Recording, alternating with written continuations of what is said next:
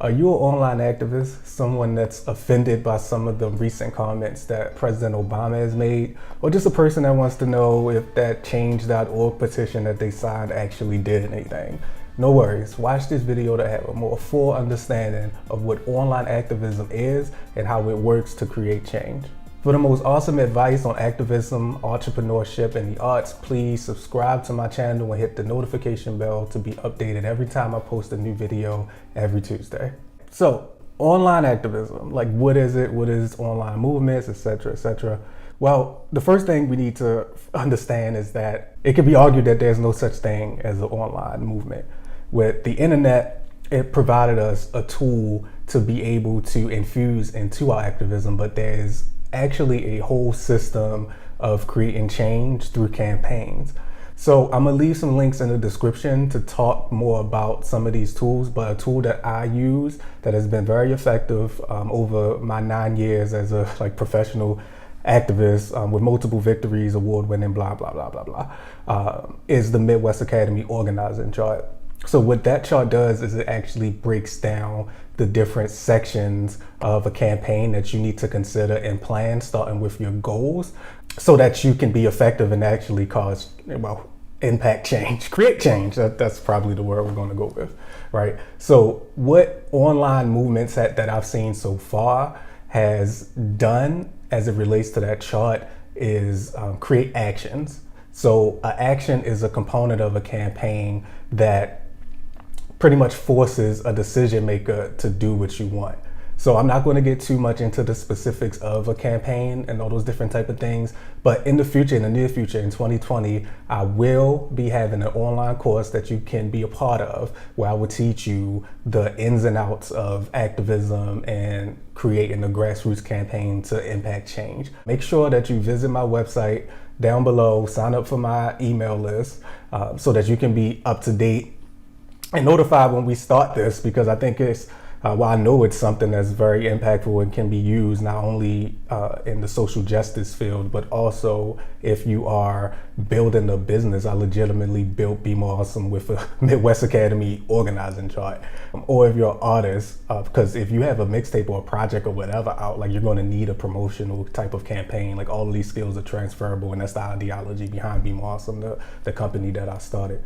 All right, so what it boils down to is that a petition is something that you get support for that asks a decision maker to give you what you want. What that could be is a change in the law, a change in the way a company does something, budget related stuff, those different type of things. What online actions do is they put pressure on folks to then create a change that benefits the lives of other people. But that is one specific component of an entire campaign. Something can't be a movement unless it is a culmination of different campaigns that are happening at the same time or around the same time. And a lot of times it spans on for decades, at least 5 years. It usually takes 5 years to win anything. So examples of campaigns, movements are like the Civil Rights Movement. That's an actual movement. That wasn't just one thing. We talk about MLK and Malcolm X, but there were several different organizers, just like me, on the ground that you probably never heard of, but they were all working on policy changes and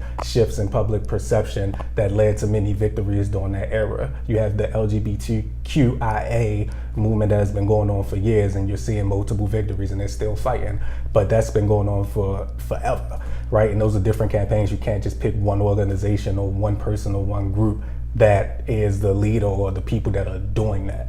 So those are movements. Online actions tend to be, they tend to not be sustainable, right? So you see a lot of actions that happen, whether it's Coney 2012 or Occupy Wall Street, where they're doing a lot of different actions, like a rally or a public display and different things like that. They're all the same thing. In digital form, it's like an online petition or a hashtag or this and that. But it has to have goals, and every action that you do has to be aligned with one of those goals, and it has to be directed towards a target who is a decision maker who can give you what you want. So when you start your campaign, first you need to identify an issue. You need to be an expert on that issue. So let's say you're working on racism. You can check out my racism video, the education and history and theories of racism, somewhere. I don't know where to put these things at yet. I'm just starting. But Yeah, like that's becoming an expert on the issue. So you become an expert on the issue first. So if racism was your topic, you watch that video, you're an expert on the issue. Then you have to figure out how you are going to create change. What is going to be your actual change? Then you break it down to different goals, your short term, which works towards your intermediate, which works towards your long term. 3 different sets of goals. Your long term is something that's far out there. So that's something like, we're going to end racism. Like, okay, good luck with that. That's probably going to take anywhere between 20 to 100 years, right? But it's tangible, and that's why you need a movement. So you have your intermediate goals, like what is something that you can do to chip away at that long-term goal of ending racism.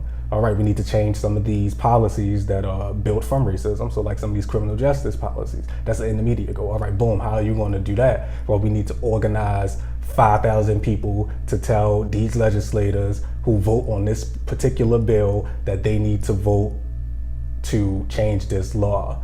And then from that is where you get your action, right? So who are these legislators? Boom, boom, boom, boom, boom. Those are the targets. Your action is this petition has to go to these legislators and we need 5,000 signatures. All right, so you do that, that's one goal, right? So you get that law change, that's one goal. So that's why, no disrespect, I really love Occupy. They revolutionized the online game, but like what has actually happened with the 1%. So that is essentially what online organizing has been in the mainstream form. We've done online organizing before, but it's just, again, it's a tactic, which is an action, you can see in the chart, that works towards a long-term goal. So we incorporated it versus having it live on the internet and surviving through actions, because it's really hard to organize people when organizing is essential for a campaign. That'll be another video topic. We'll talk about organizing. Obama has a point.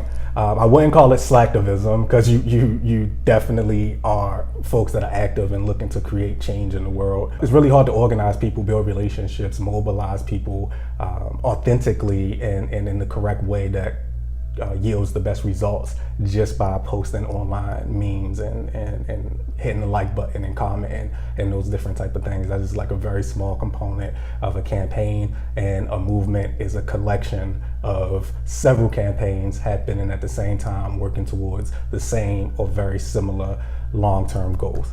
Slacktivist is it's kind of like a derogatory term that folks use to identify define the people who primarily do their social justice work online.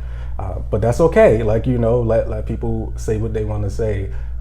You can always add more to your game so that we're starting to see some of those changes that we want to see. A lot of those skills are transferable. Like, organizers can do pretty much anything from promo to building companies to changing laws, running for office, because it's legitimately building relationships, getting the message across, changing public opinion, making an ask, and getting buy-in. Like this video, leave a comment, make sure that you subscribe, hit the notification bell, and visit my new website, sign up for my email list, and soon I will be giving you guys the opportunity to build your organizing skills from a professional. Like, I don't like to toot my own horn, but 9 years plus experience. I've taught this at universities, I've taught this to different professionals, I've taken several campaigns to the next level. Seriously, like we've gotten a lot of victories, and I want to share these skills with you guys so that you can start seeing the changes and the long-term impact that you want to see in whatever campaign that you're doing.